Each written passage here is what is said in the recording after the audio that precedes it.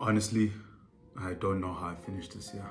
2023 is coming to an end, has come to an end. It is now the end of a year. 365 days are over. 2023, honestly, was a very, very, very, very difficult year for me. I did not enjoy this year. Like, overall, I did not enjoy this year. It was a struggle. And again, I mean it with everything in my chest, with my heart. I don't know how I made it to the end. I don't know. Let's get into it. So why this year was so difficult? I think for me this was probably the second most difficult year that I've had. 2019 being the first, because that was when my sister was diagnosed with depression and we were going in and out of mental hospitals. That year was a lot. This year has also come with its own hands. And yeah, it's beat me up. It beat me up. So, beginning of the year, I was feeling optimistic, I was feeling motivated, I had energy, and I was coming into the year with a lot of things potentially on the table.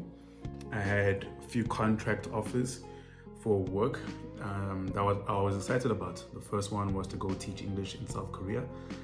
I got the contract, so I was essentially there, and the other one was to be a presenter for this other company, which I will not name. And then there was another thing which was also on the table and looked very, very close and very attainable. And I think for me, that thing was very much more aligned and in tune with the entertainment career and the space I want to be in and the space I want to grow in, the space, entertainment space, right? So the teaching English job, I think I could be a good teacher. I've never tried it, I've never done it. I think I could be a good teacher. I just have never seen myself being a teacher. And then I think also to be a teacher in a completely different country where they don't speak English is also a bit crazy. So first of all, I'm doing something I don't really know how to do, and I'm doing something also that I don't really want to do as much. And I'm in a place where nobody can speak English, right? So it gets a lot of challenges, but I think it's a good opportunity because it's an opportunity to get out, explore different things, meet different people, get different experiences and all of that. But it just wasn't sitting right with me, and I just felt like I was still making momentum with the entertainment space because last year I had also just finished the DSTV job. So I felt like I was building momentum and I didn't want to stop the momentum. So I did this other presenting job. But when I went to the presenting job, I was still waiting to hear from that other opportunity, which I can't name, but I was waiting for the other opportunity to pull up. So I go into this new job and it's during training, and then I realized eventually okay, I did not get that role. I was not casted in the thing I wanted to be casted in. Cool. It's okay. So I do this job and it was horrible, man. In the beginning, I liked it because I got to present. I like presenting. I like engaging and entertaining people. I like it a lot. It does fill me up. It does make me feel very good and warm inside and whole. Kind of like with my other job at South African Murder Mystery, it makes me feel very good about myself. Just making people smile and giving people a good time, letting them escape reality for a little bit. I really enjoy doing that. So I did enjoy those aspects. The issue was management. I'll get more in depth into this company and all the bad stuff probably when my podcast comes out. I want to get to a guest that was working with me and we'll speak about it. But yeah, it was just very, very difficult. And I think what made it very difficult was just the micromanagement. It makes it very difficult for you to operate. And I actually think as human beings, all of us are creative in different ways. Some people are more creative than others, but we are creative people. So whether you're working in IT, law, you're working in an office, whatever the case is, once you learn how to do the job, you start figuring out ways to either streamline the job or make it easier for you, or just even make it better. There's things that the boss and the people who make the product might not see sometimes. And us as humans, because we create, we are able to sometimes see things that, this could actually be done this way and like that. So that's kind of what happened in a nutshell. as a presenter, I saw some things where I was like, oh, this could actually work. Let's try it like this. Let's do it like this. But then they didn't want it like that. So it was very like, you have to do it our way. There's no other way. Do it like this. Anyway, yeah. So that really knocked me. Then on top of that, my dad got cancer. That really, really, really knocked me. Yeah, man, that one flip. Yeah. Then I got into a relationship after being single for 6 years and realized in this relationship that she actually didn't like me. So that sucked too. And the thing about me, and I think this year has affirmed it for me, is that I am a very emotional person. And because I'm an emotional person and I'm also quite sensitive, I'm emotional, I can pick up on emotions and I'm quite sensitive to those things, and I can pick up on those things, right?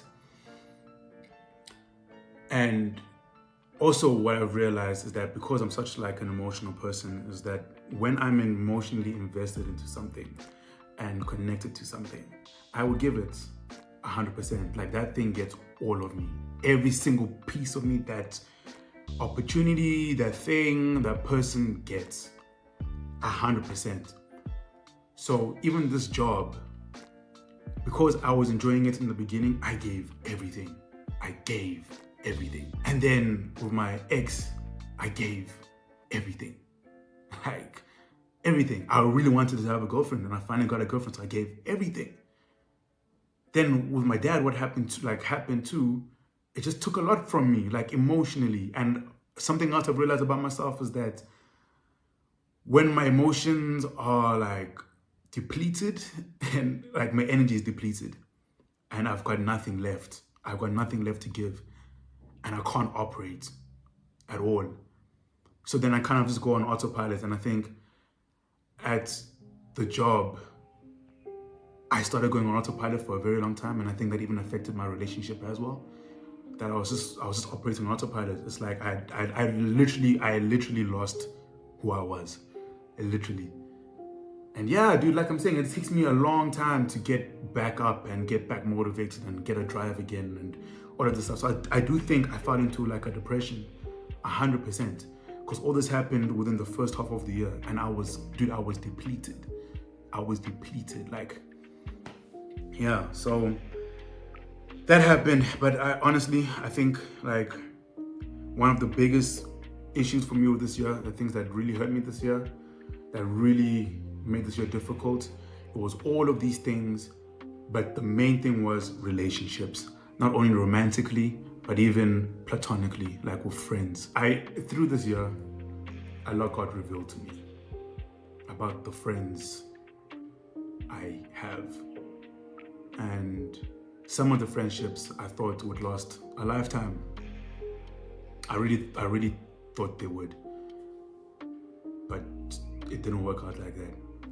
I don't know, it just hurts a lot where there's someone you considered like family and they kind of just ghost you, out of nowhere. And I understand, like, we're all gonna make new friends, that's cool and everything. But I don't know, I just kind of felt like thrown to the side and thrown away, which hurts a lot. And it happened more than once this year with some friends where I just thought like, these are my friends for life. And through their actions, you realize that, hey, like, they actually just aren't feeling you that way. And maybe it's just because they've outgrown you, or you've outgrown them, or whatever the case is. But I don't know. I just think in my head, I wish it could have ended more civil, and there could have been more care about it and more love about it, because like, at least I thought we meant a lot to each other, And then there's another friend who just straight out ghosted me, bro. Like, ghosted me completely out of nowhere. Don't know what I did. Then I had another friend who went behind my back and went after my sister. And I don't understand, like, why? For like a lot of these friendships, why? You know, like a lot of these, a lot of these, a lot of what I've gone through this year with a lot of these relationships showing themselves to me. I don't know if triggered is the right word, but it just made me feel like I'm less than. And it makes me feel like I'm not worthy. It makes me feel like these guys just don't rate me. And to be honest, that's probably how I have felt throughout my whole life. I am somebody who's very, like, I'm a pushover. And I think me being a pushover is because of that. Because I don't rate myself enough. And then therefore, because I don't rate myself enough, people don't rate me enough. Because yeah, I realized this year that these people just don't rate me. They don't rate me at all, dude. And it sucks. Yo, it sucks. Because you're meant to be my friend. You're meant to be my partner. You're meant to be, I don't know. You're meant to show me love. The type of love that I would show you. And I tried to show you. But I guess this wasn't enough. And it hurts, bro. And I think it's an accumulation of all things. And I think my body, my soul, my mind is just tired. Like tired of being in this fight or flight mode all the time and operating like this. I think my soul just wants to be free. Just wants to be free. Because the amount of times I'm bending, I'm molding, I'm changing, I'm doing all these things just so you can love me and you can rate me, it's weird, it's whack. I'm better than that. I deserve more than that. I do. Just because I'm me. I do. And if you can relate to this in any way, so do you. You deserve people to make safe spaces for you. You deserve people to take time out to actually talk to you about their feelings. You deserve people to keep their plans with you, to make plans with you. You do. You deserve it. And it's only this year I'm learning that. And also coming into this year, my modus of operandi was to lead with love. And I think I did lead with love, but it was for other people. Like I gave people grace. I made excuses for people. I gave people the benefit of the doubt. I was like, I just didn't do that stuff for myself. I didn't give myself enough grace. I didn't give myself enough benefit of the doubt. I haven't shown myself enough love. The love I'm so willingly able to show other people, I can't show it to myself. That changes. Going into next year, that's done. That's done. The Taki you knew before, no. I don't know if this is me entering my villain era or whatever. And maybe now I'm gonna be a bit more mean or whatever, but also I don't care. I've been treated like for a minute. And I'm constantly just taking it. Constantly. I deserve better. That kid, that inner child of me deserves better. He deserves love. He deserves to be nurtured. He deserves to be looked after, comforted. He deserves it. Honestly, I'm tired. 2023, tired. I'm tired. I'm tired, bro. I'm tired. I put my heart out on the line a lot. And it tends to come back bruised, beaten up, and not appreciated. So maybe I do have to be a bit of a villain next year. Be a bit more ruthless. Be a bit more resolute and just stand on business more. And stand firm in it. Stand firm in it and don't be afraid of who I lose. Because by me being afraid of losing people, that's when I am in this fight and flight mode and I'm chopping and changing and I'm accepting nonsense because I don't want to be alone. That. Yeah.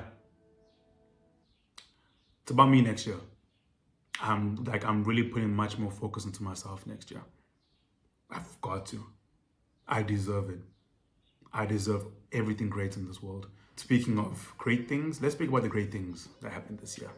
You know, there were some really great things. So from that bad job, I met some amazing people, really dope people who showed like a lot of love. They have a high capacity to show love. They do. So I met those people, which was awesome and honestly a blessing. Bender Boys, a blessing. I've been wanting to do something like this. Been wanting to do that. We even had a year-end party for Bender Boys. That was so dope. So I'm making some new friends there, which is awesome, which is dope, which is what I deserve. My dad is still here, which is dope, which I have to be grateful for, which I am grateful for. I got into Disney Channel. I work still. I wasn't unemployed for the whole year, which was dope too. Because I know like it's in the times we're living in South Africa, it's tough, bro. Some people are just literally just sitting there unemployed and they're struggling. But the fact that I was able to work and get work is a blessing. I shot some commercials this year too, which is dope. Got one coming out next year, I think, which is dope. And I got casted in something, which you guys will find out come next year, hopefully, which is dope. So there were good things in this year too. There were. Yeah, I just want to be honest and open with you guys. And in case anyone had a tough, rubbish year like I did, and honestly, it was just rubbish on an emotional level, just because I was losing so many things. It's like stuff was getting purged, man. But I think that's how you grow. You have to lose things. Things have to move away for that growth to start taking place. But it's painful. So this year was really painful. But I think actually a big lesson I've learned this year, a big lesson, is that the cost for your fear of loneliness is too high. Please, going into next year, and this is a plea to myself too, going into next year, don't be afraid to be alone. Whether you lose a friendship, whether it's a relationship, whether it's a falling out with a family member, whatever it is, don't be afraid. Yes, it's gonna suck, it's gonna hurt, but I'm telling you, the cost is too high, man. What it takes, the toll it takes on you is crazy. It's taken me 27 years to realize this. 27, bro. But I'm okay alone. I'm okay being me. And I'm not saying be alone or anything, but I'm saying there's nothing wrong with losing people who are no longer good for you. Or standing in business for yourself. Standing on business for yourself. Putting yourself first at the expense of other people. Sometimes you've got to do that. And you have to look at your life and be like, okay, how many times have I been selfish? How many times have I actually put myself first? And if you're striving to think of how many times you've been able to put yourself first in situations and stood in business, then it's time to be a little bit more selfish. Because I'm telling you now, people will do whatever they want to do. They don't care. They don't care. That's just the truth. So let them be. Let them be. If they don't want to talk to you anymore, if they don't want to invite you out to things, if they go after people who are very close to you, whatever the case is, let them be. Let them be. They're showing you who they are. Take it. Accept it. That is the truth. Don't make excuses for them. That is the truth. They showed you who they are. All you can do is control how you react and how you feel. That's it. That's it. And I don't like, dude, whether again, it's a friendship, it's a relationship, it's a family member, even work, bro. When people show you who they are, believe them. Believe them. So going into next year, what I'm leaving behind is my pushoverness, if that's a word. But I am showing myself more love, and I'm no longer fighting for things and people that don't want me. I'm no longer doing that. I am now going to rather invest my time, my energy into myself and into the people who are creating spaces for me, who want me in their space. I'm gonna start building those relationships now, because that's what I've got to do. That's what you should do. Don't fight for things that no longer serve you and no longer want you. The cost is too high. Anyway, guys, hope you guys had a good year. And even if you didn't, it's okay. I'm proud of you for making it. And that's something else I'm grateful for, actually. I made it. I broke down this year quite a bit, but I made it. I'm grateful that I made it. I'm grateful because that means it's not over yet, all right? So whether you had a good year or a bad year, if you're still alive and you're still able to see this and comment on this and like it and reshare it, hint, hint, subscribe, hint, hint. It's not over yet. Your story's not done. Keep writing, keep pushing, keep moving. Day by day, step by step, because you are enough and you deserve great things. Guys, next year is going to be a good year. It's going to be a better year. It's for all the people who have had a bad year. It's going to be a better year. And if it's not, we keep going until we have a good one, okay? And if you had a good year this year, then next year there'll be a good year again and a better year. We keep going, we keep pushing, and we keep looking for all the good moments in our lives as much as we can. Yeah? So, see you guys next year, I guess. It's been your boy, TakiTheHuman. Don't forget the Roomba. Till next time.